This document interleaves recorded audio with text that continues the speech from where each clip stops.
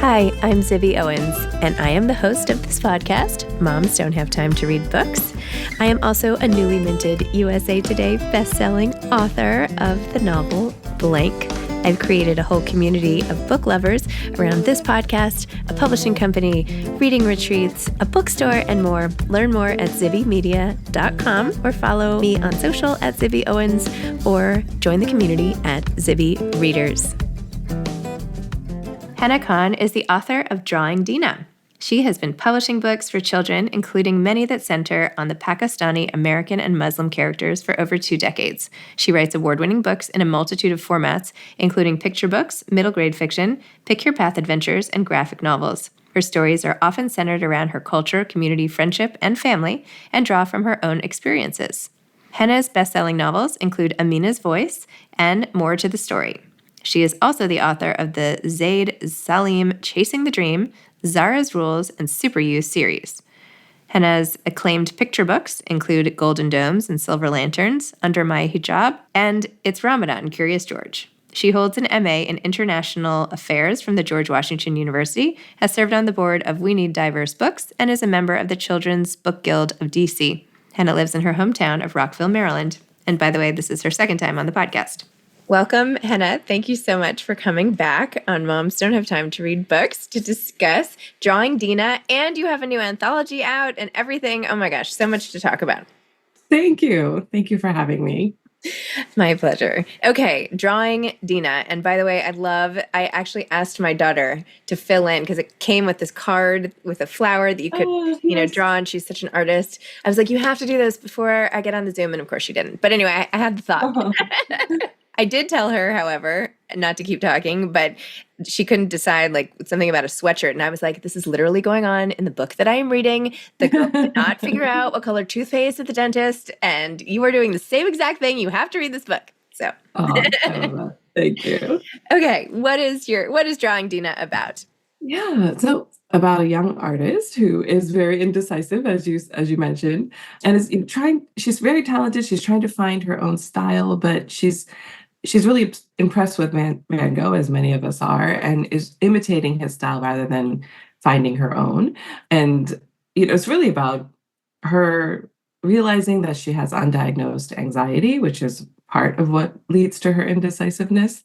She's experiencing these symptoms that she doesn't understand, like many kids, things like stomach aches in the morning, not wanting to eat breakfast, feeling like she's going to throw up if she does eat breakfast, and that's causing her anxiety. So it's really about her coming to terms with this as she's trying to grow her mother's business and dealing with small stresses in her life, like going to the dentist and finding out she's cracked a tooth, like hearing her parents argue about money.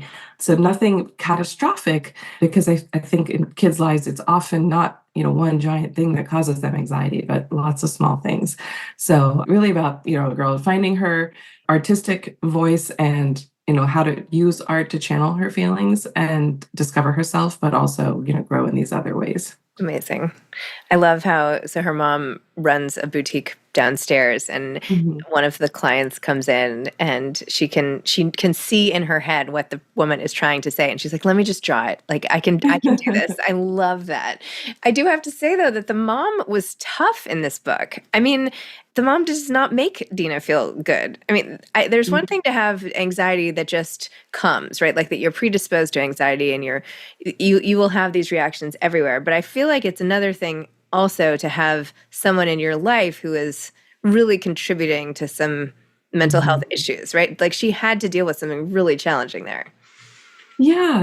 And actually, it's interesting because I toned it down a lot compared to what I imagined before I wrote the book. I wanted it to be a very contentious relationship between mother and daughter. And as I was writing, I couldn't do it. I think it was the loyal daughter in me who felt guilty, but I did want her to be a source of stress for sure, and also a chance for Deena to sort of examine this often fraught relationship, but also to see the potential for change even in her mom, and how sometimes we put people that we're closest to in these boxes, especially as kids, like your parents are your parents and they are the way they are and they're never going to change, right? Yeah. But that's not true, of course. And so mom is, Deena loves art, but she feels underappreciated for her talent by her mom. She thinks mom's very dismissive of it and wants her to focus on school and doing well.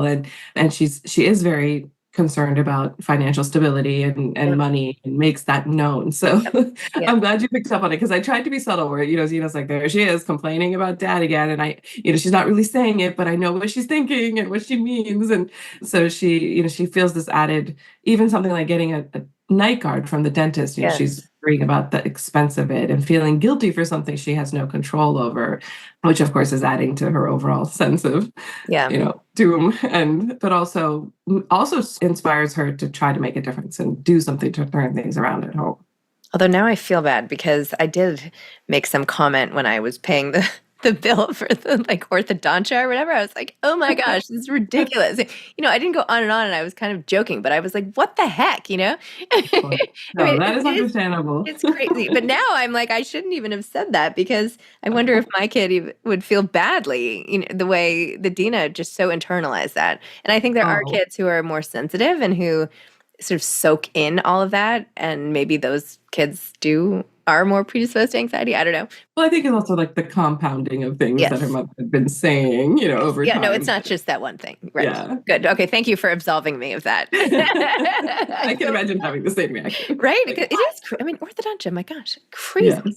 I know. My one daughter, her teeth are like really, and she's like, "But do you think I was like, you don't need it. This is a huge blessing. I know.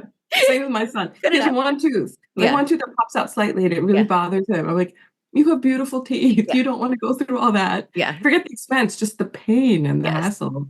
But I do think, on a more serious note, when kids have to contend with adult issues that they shouldn't really have to necessarily, like they should be able to kind of just be kids and not have to take on the stress of being a grown up or feel like it's so stressful. I mean, I think Dina's mom also is like, it's hard. Like you're so lucky you're a kid and you don't have to deal with all this and makes grown up life feel very depressing. Like even reading it, like, oh my gosh, I'm like, feel so bad, but why is she putting this all on her kid?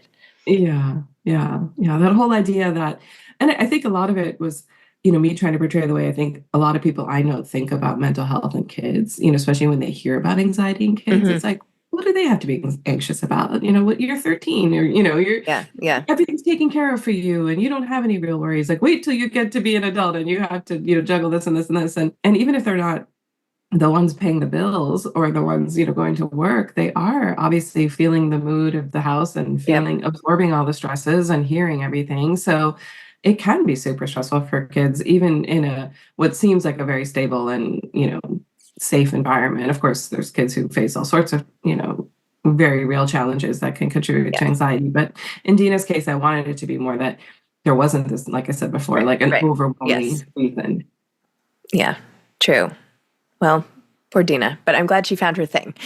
I'm glad she found her thing, and I love the entrepreneurial stuff behind it. And it's really neat. It was really fun. Where did you come up with this whole idea? Oh, thank you. Well, I know I have actually visited a boutique much like the one I described in someone's home in Falls Church, Virginia, which is Oh, where I wow. live. And then I also know a young immigrant girl who came here as a young child, but who is very artistic. So sort of a blending of those things. And then also really thinking a lot about the things that are on my mind, like dealing with anxiety. The cracked tooth in the beginning of the book is my experience. And I did ask my dentist, like, could this happen to a kid? He's like, oh yeah. So I was thinking about the things that are causing me anxiety and other people in my family, some of the ways people have responded to that and that Hmm. fear and stigma that still exists around getting help for kids. And then also on a bigger level, even like what it means for me to be an artist and put work out there and be subject to people's opinions on social media, for example. And I wanted Dina to be able to step into that world in a small way and see both the power of it, when it comes to marketing, like I have to do. So, when you're putting your creative self out there, what it feels like to have strangers, just sort of pile on sometimes with opinions that you can't even respond to, right? So all of that really was sort of the seeds, in terms of building this family in this world, but really exploring the things I'm contemplating and wrestling with as an adult, which is one of the joys of getting to do this is re-examining the world and really thinking about things that are on my mind through the eyes of a younger person. Yeah. And the younger person, though, has a little bit less control than we do, even though we might be feeling the same things. Like we ultimately, even if we feel trapped, we are, in charge of our lives versus kids Dina's age, where they have to go to school and they have to do these things and they don't really Right. get a say, which is anxiety producing. I mean, I don't think I could deal with being a kid right now. I know. I know. What are your, aside from professional stresses for, promoting books or whatever, which I'm guessing, but what do you feel most stressed about? Oh, aging parents and in-laws and just, caregiving responsibilities. And I feel like my kids definitely feel that when I'm, freaking out about something or, grandma just fell again and, what's going on, that type of thing. So that's probably my biggest concern. And then of course, being a mother to older kids now and some of the concerns around that, once they started driving. Oh, like, apart from, and that's all, within the home type of stresses. And then, of course, just everything out there Yeah. in the world to freak us out. How old are your kids? Now they are 23 and 19. Oh So my gosh. just out of college and just starting college. So two very different phases. And yeah, it just makes me think like, what? And I remember hearing parents talk about their kids, when I had small kids and saying, how quickly it went by and treasure every moment. And I was like, yeah, yeah. I haven't slept in a week, and now I'm that person who's like, it goes by so fast because I just can't believe it. But don't you feel good that they are where they are too? I mean, Oh, yeah. because I have some older kids and some younger kids. And yes, it goes so fast and I can't believe it, but I'm also like so happy to know them Oh, now, It's so yeah. Oh, yeah. It's such a different feeling. Like we were really, I was traveling with my older son, and I remember I was at this jewelry store, and he was sitting on a bench behind me, and it was just so funny. We were referring to him as my bodyguard, but it really felt like that. I had this like giant, man child, following me around, and it felt so nice, and like in a way, like they take care of us, sort of like I'm doing with Mhm. my mom now. Aw. It's sweet to see that, and the relationship, yeah, definitely. It's like evolved into this really almost a friendship more than when they were little. Yeah. I don't think there's enough said about it. I think there's so much airtime given to treasuring the young. Sure. Yeah. Right? Yeah. And which Yeah. yes, but like it's not always fun in the young. Like No. I think a bigger percentage of my time with my kids now is really fun than it was when they were babies and it was a lot of work. I mean, I still love them just as much. I don't know. Yeah. I think Yeah. I love that. I love that. Yeah, and it's true. And some of the things we wrestled with, like the angst and the guilt and the yes. by doing things right. I mean, now you can sit back and be like, okay, I Yeah. think it's Yeah. right. Yeah. Like thank Like goodness, this is yeah. this Like human. they pretty much turned out okay. Phew. Yeah. Okay, on to the Yeah. next. No, I'm kidding. I mean, of course, it never ends. But Yeah. wait, to switch gears entirely, tell me about the anthology that also just came out. Yeah, thank you. So it's called The Doors Open, and it is featuring 11, including me, South Asian voices, South Asian American writers who I very much admire and whose work I've been following. And the stories that we all wrote short stories that are interconnected. So you read but one story and you'll meet characters from other stories as you continue. And all the stories build to a larger Hmm. theme, like story connecting them all about this community center. So all the stories are set in a fictional community center in a town of Maple Grove, New Jersey, and then there's a backstory to the community center itself. So it was really fun to put this together, to work with all these amazing writers, and have everyone write a very different story, but then weave them together and play off of each other, and then build to a larger story, because that way I felt like it feels more like a novel Hmm. written in parts rather than just disjointed short stories. um, so yeah, and it was for me really a goal to bring together really diverse, what we call Desi, which is South Asian voices, and showcase some of the very different traditions and customs that we have, but then also this shared heritage and a lot of overlap culturally that we all enjoy, and a connection that we all have just from having all of that shared heritage and history, and the comfort that comes with that, and the instant community that is created from having that, which I think people don't always realize. Oh, that's amazing. What a clever idea. Very Thank cool. you. Thank you. It Did was you really fun. assign who would do what? Like, did the order matter when you were assigning who would take which character, or No. how did you? What was the assignment? Yeah, so really it was to come up with a story that you wanted to set in this fictional community center. And initially I had thought it would be some sort of rentable hall, Hmm. like a wedding hall or that would be used. And then we decided collectively to make it a community center instead because you could rent that for, prayer service or a graduation party, or even there might be other community events happening, like a chess match or, chess tournament.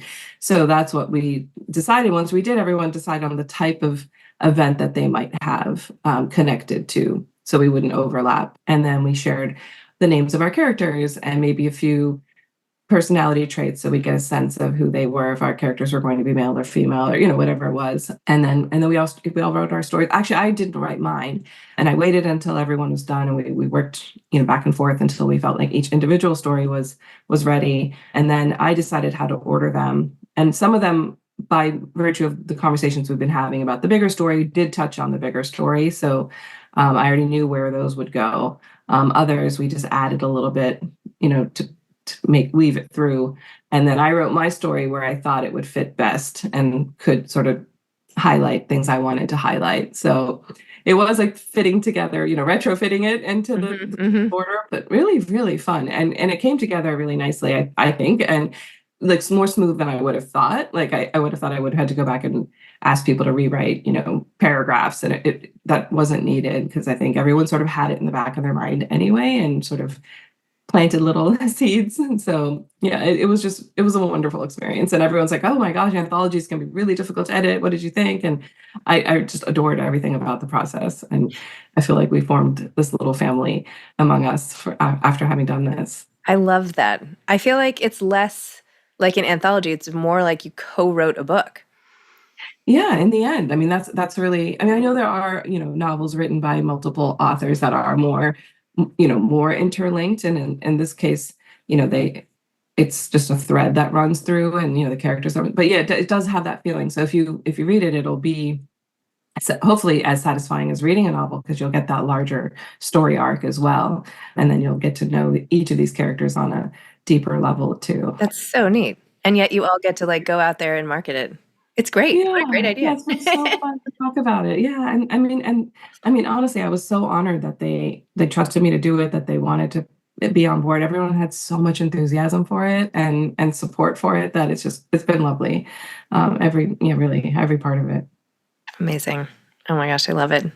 So Yeah. awesome. And what do you have coming up? Not like this isn't enough, grinding your teeth at night already, just I adding more to your know. plate here. Yeah, it's a big publishing year for me. So 5 books this year, which I knew sounded big, in my head, but once it started happening, it's like, whoa, it's almost too fast because I don't have I don't have the space. I would love to really focus on each one before another one is coming out. So they're all very different. So I feel like they're appealing to different age groups and different markets. But in some cases, of course, kid lit as a whole. But I had a picture book come out yesterday Oh my called gosh. Behind the Doors, which is about the oldest library in the world, which is actually in Fez, Morocco. And I haven't even posted about it yet. Speaking of social media, I'm like, because yesterday I had a really busy day. Oh I my shared God. a few things, and I was like, I need to celebrate this book. I love this book so much. I've been waiting for it for years. I've been Oh my like thinking gosh. of this book for like more than a decade. So, Wait, tell this me is about that book. Now I'm like so behind. I thought we were talking about oh. drawing Dina. Anyway. So it's written. It's a picture book told from the perspective of the library itself, and it was founded in the year 859 by a woman named Fatima Al-Fahri in Fez, Morocco. What is now Fez, Morocco. And she founded what went on to become the oldest university in the world. And that's a story I had wanted to tell for many, many years. But I knew that in a picture book form, I was like, well, and I was told by editors that the university is so far away from the little kids' experience. So I wasn't sure how to do that. And then I learned of the library that was attached to this university, which was the oldest continually operating library in the world, was undergoing this major restoration because it had fallen under disrepair. And it was just beautiful. And there was this news article about this copper door with 4 locks on it. And every lock had a different key, and every key was given to a different person. Oh my gosh. They all had to be there to open this secret room or vault, I guess, in the library, and it held the most treasured books of the time. And I was just like, that is so magical. And I'm a library lover and, grew up in the library. And I was like, I must tell the story now. And now I understand how to make it relevant. So the story, also the idea that this was founded by a Muslim woman, somebody we don't now in modern time in the West always consider, or associate with higher learning and this wealth of knowledge and discovery and scholarship that took place in the world for centuries at this place.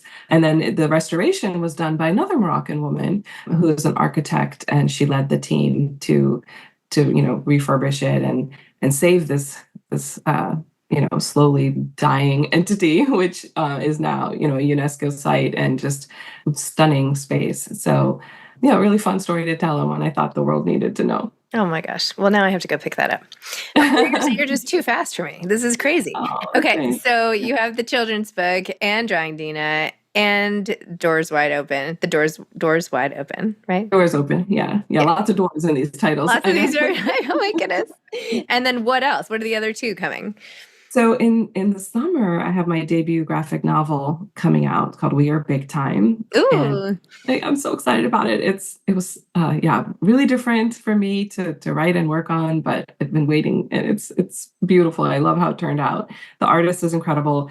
And it's about an all Muslim girls basketball team based on the true story of a team in Milwaukee, Wisconsin, that I actually had the pleasure of interviewing a few of the players from the actual team and the coach, because they had this amazing turnaround season and got a lot of media attention. Since their uniform includes wearing the hijab, a lot of it was around, being this hijab wearing girls basketball team out, in the high school basketball circuit and the attention that brought.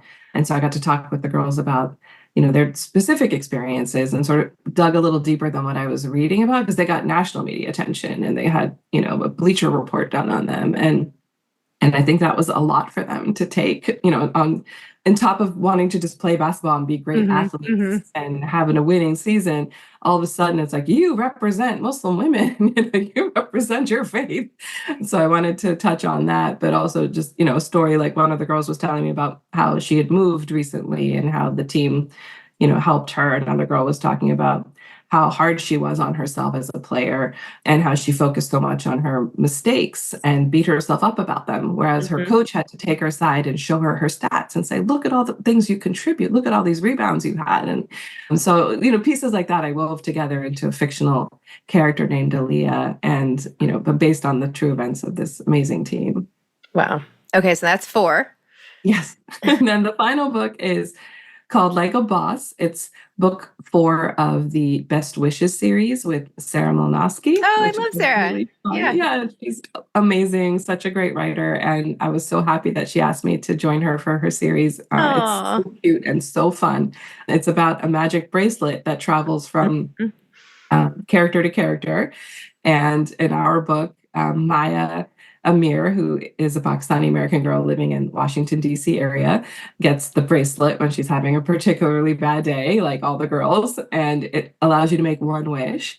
And Maya wishes to be in charge and is suddenly in charge of way more than she expects and in charge of everything and, is wrestling with all that. So really, really fun to co-author that. And we just laughed our way through the manuscript. And every time I read it, I still laugh. Oh my I've read it so many times, like copy edits and now layouts, and I'm like, this is so funny. So hopefully readers will get a big kick out of it. Oh, yay. Oh, I can't wait to read that. Sarah's a really good friend of mine, and she's the one who suggested I start this podcast, by the way. No way. Yeah. She's brilliant. Yeah. Amazing. I'm so happy to know her. So fun. Wow. Great. Well, congratulations on all of the things you have coming up. You're so prolific, and, I'm sure you would whip that whole, boutique in the basement into shape yourself. The ultimate entrepreneur. It's true. So congrats. And thank you. Yeah, I can't wait. I mean, just so exciting. All the stuff. Really exciting. Thank you. Well, you know how publishing is, like, some of it wasn't meant to be all this, delays and things. And all of a sudden I was like, whoa. So it's been very fun, but also I hope terrifying. Yeah. And I hope the aging grandparents in the family are okay, and that no more falls. Thank you. It's very stressful. It is an interesting time of life. I grew up to immigrant parents. So I didn't see my own grandparents' age.